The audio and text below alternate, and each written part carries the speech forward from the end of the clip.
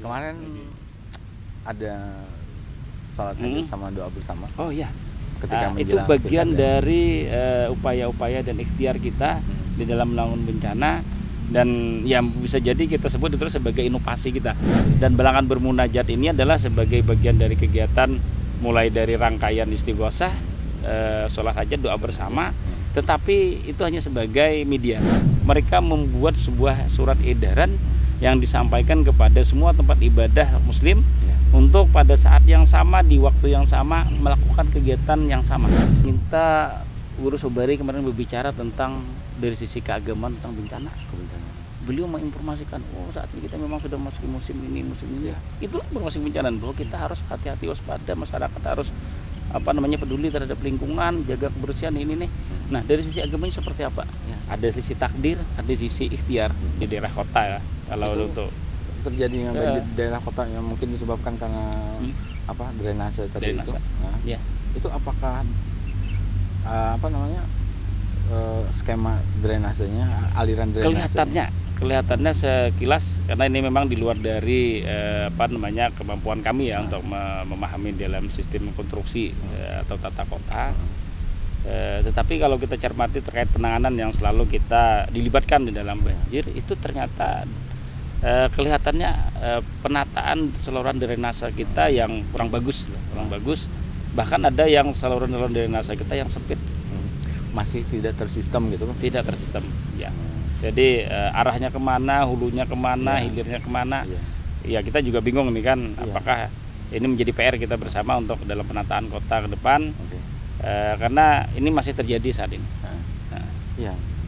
Nah, terus selain banjir, apa aja tuh jenis bencana lain adalah karhutla. Jadi kita untuk Balangan ini saya katakan siklus dan bencana rutin itu menghadapi dua hal yang besar, tinggi statusnya, itu banjir dan apabila musim penghujan kita berhadapan dengan ancaman banjir, apabila musim kemarau kita berhadapan dengan karhutla. Selain itu, ini ada puting beliung, cuaca ekstrim, kemudian longsor. Longsor itu paling banyak memang di daerah-daerah atas pegunungan, sebagian wilayah, dan bantaran-bantaran sungai. Bantaran-bantaran sungai juga rawan untuk terjadi. Ya kalau di pantai itu namanya abrasi ya. Nah sekarang artinya program kebijakan Pak Bupati Abdul Hanji terkait dengan penataan kota. Kan ada pembangunan infrastruktur di situ. Kemudian ada beberapa kondisi situasinya dan pembebasan lahan. Ini BPBD atau Pak Haji Rahmi melihatnya bagaimana? Apakah dari kegiatan penataan ini sudah kajiannya sudah lengkap, tidak akan menimbulkan bencana atau tidak akan menimbulkan dampak yang buruk baik sosial masyarakat setempat ataupun ekonomi? Artinya ya intinya ini harus positif, berdampak positif pada masyarakat sosial, kemudian pada meningkatnya perekonomian. Gimana? Yang namanya ikhtiar gitu ya. Visi misi itu kan sebuah keinginan untuk ikhtiar baik dari pimpinan untuk diwujudkan, dan salah satu yang menjadi visi keinginan besar dari Pak Bupati itu adalah kita menata kota kita Paringin ini menjadi kota yang berkelas. Tagline-nya minimal sama dengan kabupaten tetangga, tapi kalau bisa lebih maju dari tetangga. Itu yang kita harapkan. Nah, upaya-upaya yang dilakukan itu saya kira sudah melalui proses yang panjang. Di periode sebelumnya, sepanjang pengetahuan saya sudah dilakukan yang namanya kajian itu kan.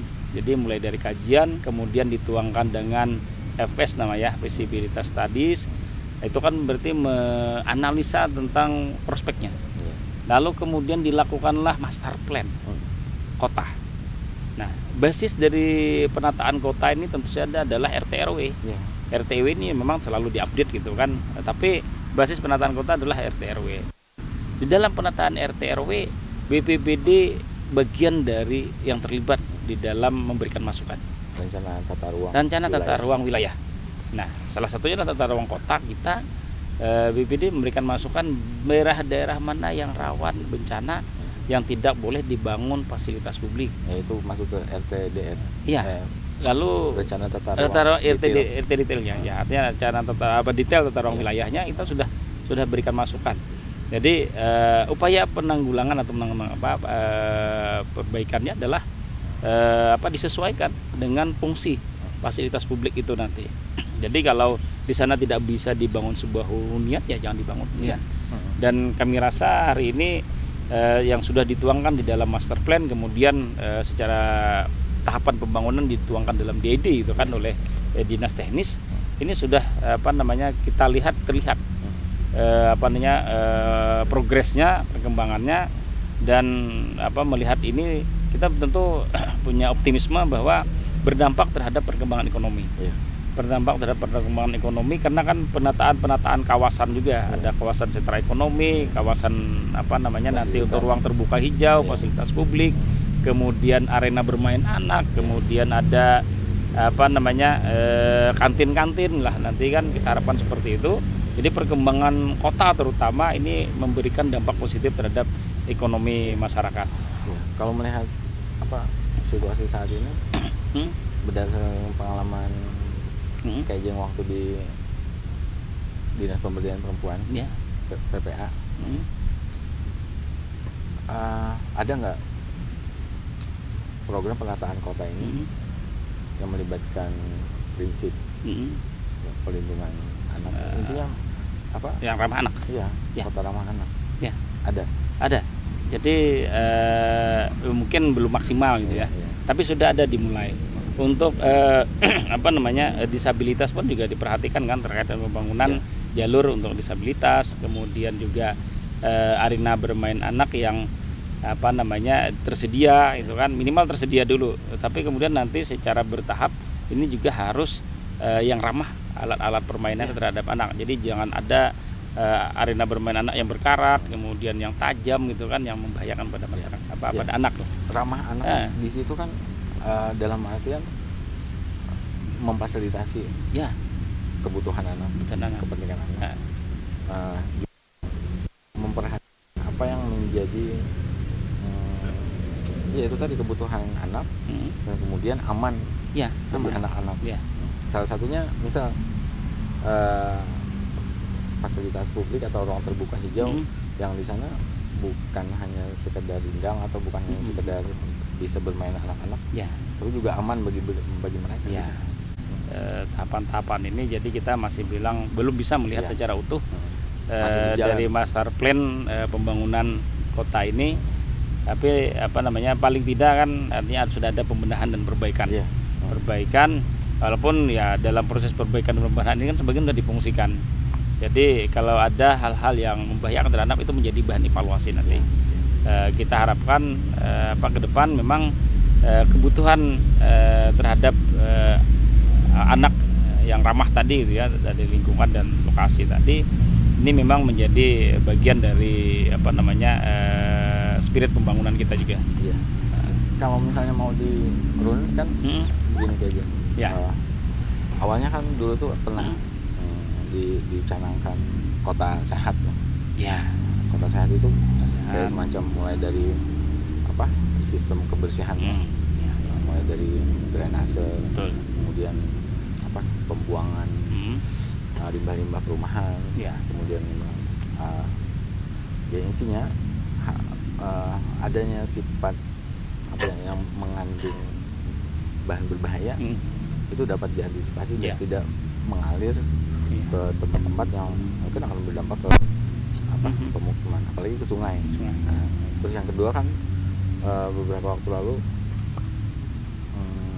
misal kayak program kota yang berbasis lingkungan, Green City itu kan kayak semacam lebih mengedepankan tempat-tempat hijau, rindang, rindang, artinya tidak mengganggu ekosistem lingkungan. Nah kemudian kesini ada lagi program kota layak anak itu, kota ramah anak. Nah, kemudian, ramah anak. Dan kemarin ada smart city, kota cerdas. Kalau saya lihat itu kan ada kesinambungan. Betul. Dan sebenarnya saling berhubungan. Iya, saling berhubungan. Jadi ketika kota sehat itu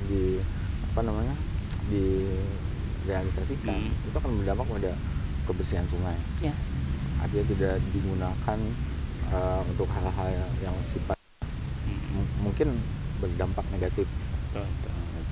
Nah, kemudian ketika kota sehat itu direalisasikan, bukan hanya ketersediaan kantong-kantong tempat-tempat sampah yang kemudian dibagi kan kemarin itu ada yang warna hijau, warna kuning, warna merah.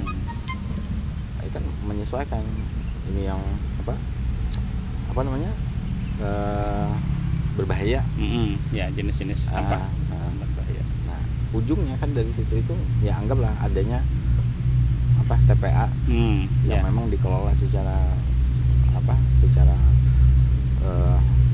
khusus, dan tidak pada akhirnya kan ya anggaplah dari kemarin sampai sekarang sampah-sampah itu ketika ke TPA itu pada ngumpul lagi meskipun sudah dipilah. Iya. Nah, kemudian kota ramah anak.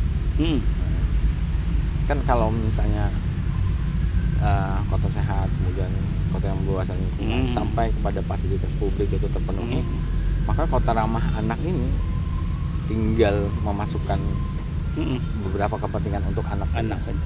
Misal gini, katakanlah ketika sesuai ketentuan di tiap sisi jalan, misalnya ada trotoar. Nah, di trotoar itu bahkan fungsinya bukan cuma pejalan kaki, tapi juga disabilitas, pengguna kursi roda, dan tunanetra, karena ada guideline gitu. Nah, ketika itu terpenuhi, kemudian misal ketika itu akan digunakan oleh anak-anak, ya katakanlah secara konkret, misal tinggal trotoar ini dikasih pagar, kan itu, artinya aman untuk anak-anak. Nah, belum lagi ketika di beberapa trotoar masih belum ada landainya, tapi sekarang saya lihat ada proyek trotoar yang sudah disesuaikan konstruksinya, kan? Konstruksi. Ya. Nah, menurut Kak Ijeng, artinya saat ini memang masyarakat melihat perubahan, kemudian melihat adanya proses proyek-proyek ini memang macam-macam komentar. Betul.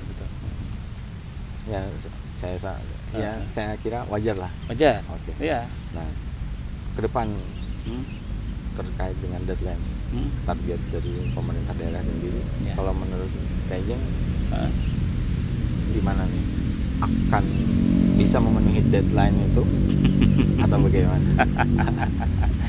Ya, paling tidak kan begini, artinya kita ada progres, kita ada perubahan, ada kemajuan yang kita dari waktu ke waktu bisa kita buktikan dan kita saksikan, itu. Dan kalau ada hal-hal yang kurang, tentu harus kita berikan masukan dan koreksi gitu kan, dan perlu dievaluasi. Jadi ini sebuah proses bertahap dan berkelanjutan. Nah, target-target 5 tahunan itu kan sudah jelas nanti kita lihat di dalam RPJMD, dan apa yang dihasilkan. Jadi mengevaluasi satu kemajuan itu agar ada barometernya, ada indikatornya, tentu kita harus melihat dari apa yang dicanangkan, kemudian apa yang ingin dicapai dalam waktu berapa lama, itu kan. Itulah ukurannya. Jadi ekspektasi masyarakat, ekspektasi semua publik tentu menginginkan hal yang wah tadi kan. Termasuk pemerintah sendiri kan punya keinginan tadi, kita harus setara dengan kabupaten lain, dan minimal setara tapi kemudian bisa melampaui. Apa yang kemudian indikator bisa melampaui, dan itu ini yang nanti akan dituangkan di dalam LPJMD.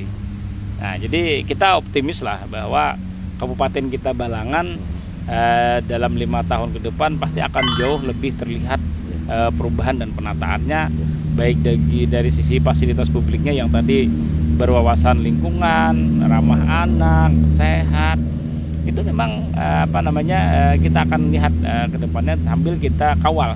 Karena tanpa pengawalan ya bisa jadi nanti akan terjadi pembelokan gitu kan. Jadi kalau dalam kondisi saat ini, karena ini kan masih penataan kotanya di tahap-tahap awal lah kita kira kan, karena merubah sebuah kota itu memang bukan hal yang mudah dan gampang. Karena kan berkaitan dengan banyak kepentingan dan juga sarana gitu kan, termasuk lahan. Lahan selalu menjadi hal yang sangat krusial gitu kan. Ketika lahan tidak dibebaskan maka akan menghambat terkait pengembangan pembangunan. Jadi banyak segi yang memang perlu kita cermati, sekaligus kita dukung pemerintahan ke depan ini untuk mewujudkan kota yang indah, kota yang ramah, yang tertata dan berkesan lingkungan. Bahkan untuk melakukan membuat perencanaannya saja itu benar-benar harus matang. Jadi ketika saat ini sudah ada perencanaan, bahkan ada satu master plan, itu untuk merealisasikannya kan bukan cuman butuh koordinasi, tapi juga dukungan anggaran. Betul. Dan di sini sangat dituntut kebijakan, kemudian instruksi dari pimpinan, dari kepala daerah. Jadi ya kalau misalnya kepala daerahnya takut, nggak mungkin lah adanya kegiatan proyek. Mungkin ada perubahan-perubahan yang cukup drastis gitu ya. Karena kan mesti akan bersinggungan tadi. Ada yang harus dihilangkan, ada yang harus dirubah, ada yang harus direlokasi ya kan. Dan mereka memperluas kota itu kan. Saya pikir dari sisi lain juga Pak Bupati cukup berani ketika melakukan adanya relokasi, adanya relokasi. Karena memang akan terjadi pro dan kontra di masyarakat. Pasti ada. Nah, kenapa tadi saya sebut Pak Abdul Hadi cukup berani? Karena itu tadi yang dihadapi ini pro dan kontra. Kalau misalnya yang itu wajar. Tapi yang kontra perlu ada pendekatan komunikasi. Karena kan kontra itu bisa jadi hanya karena kesalahpahaman, ketidaktahuan gitu kan, tentang apa yang ingin kita lakukan, kemajuan apa yang kita harapkan. Sejauh masyarakat memahami itu, kami yakin secara perlahan, secara bertahap masyarakat pun akan nanti mendukung gitu kan. Dan kemajuan kota ini kan tidak hanya untuk orang per orang, tapi untuk seluruh masyarakat Balangan. Dan apalagi kita nanti ke depan sebagai gerbang ibu kota negara katanya kan, perlintasan dari daerah kota Banjarmasin menuju ke IKN jangan lewat Balangan.